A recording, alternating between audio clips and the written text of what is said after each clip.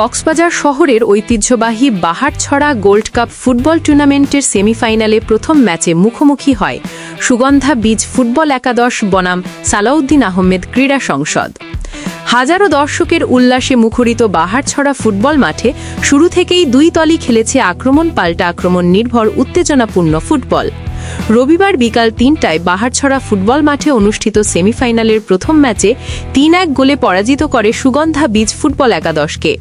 হাজারো দর্শকের উপস্থিতিতে শুরু থেকে দুই দলের খেলোয়াড়দের আক্রমণ পাল্টা আক্রমণে উত্তেজনা ছড়িয়ে পড়ে মাঠ জুড়ে। নির্ধারিত ৫০ মিনিটের ম্যাচে প্রথমার্ধের ৮ মিনিটেই সমজয়ের দুর্দান্ত আত্মঘাতী গোলে এগিয়ে যায় সালাউদ্দিন আহমেদ ক্রীড়া সংসদ। তবে দ্বিতীয়ার্ধের শুরুতে ঘুরে দাঁড়িয়ে ১-১ গোলে সমতায় ফেরে সুগন্ধা বীজ ফুটবল, কিন্তু ম্যাচের দ্বিতীয়ার্ধে আবারও আক্রমণাত্মক খেলায় এগিয়ে যায় সালাউদ্দিন আহমেদ ক্রীড়া সংসদ। নবী ও রুবেলের অসাধারণ গোলসহ পরপর ২ গোল করে ছিটকে যায় সুগন্ধা বীজ ফুটবল একাদশ। শেষ পর্যন্ত ৩-১ গোলের জয়ে ফাইনাল নিশ্চিত করে সালাউদ্দিন আহমেদ ক্রীড়া সংসদ। ম্যাচ সেরা বা ম্যান অব দ্য ম্যাচ নির্বাচিত হন গোলদাতা সমর জয়, তবে তার পক্ষে পুরস্কার গ্রহণ করেন যুবরাজ জুয়েল।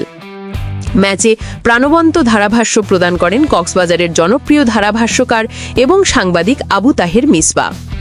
খেলা উপভোগ করতে মাঠে উপস্থিত ছিলেন কক্সবাজার জেলার শ্রমিক দলের সভাপতি Rafiqul Islam, Baharchhara gold cup tournament পরিচালনা কমিটির সভাপতি ও কক্সবাজার পৌর যুবদলের যুগ্ম আহ্বায়ক জয়নাল আবেদিন, কক্সবাজার জেলা যুবদলের ক্রীড়া বিষয়ক সম্পাদক হেলাল উদ্দিন চৌধুরী, কক্সবাজার জেলার স্বেচ্ছাসেবক দল নেতা হাজি আব্দুর রহিম সহ ক্রীড়াঙ্গনের গণ্যমান্য ব্যক্তিবর্গ।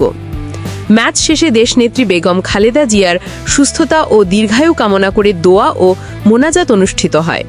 এ সময় টুর্নামেন্ট পরিচালনা কমিটির নেতৃবৃন্দ, অতিথিবর্গ, খেলোয়াড় ও উপস্থিত দর্শকেরা এতে অংশ নেন। সবাই দেশনেত্রীর দ্রুত সুস্থতা ও জাতির কল্যাণ কামনায় প্রার্থনা করেন। অতিথিরা বলেন, বাহারছড়া গোল্ড কাপ শুধু একটি টুর্নামেন্ট নয়, এটি কক্সবাজারের ক্রীড়া চর্চাকে সমৃদ্ধ করেছে। তরুণদের মধ্যে খেলাধুলার প্রতি আগ্রহ বাড়িয়ে দিয়েছে এই আয়োজন।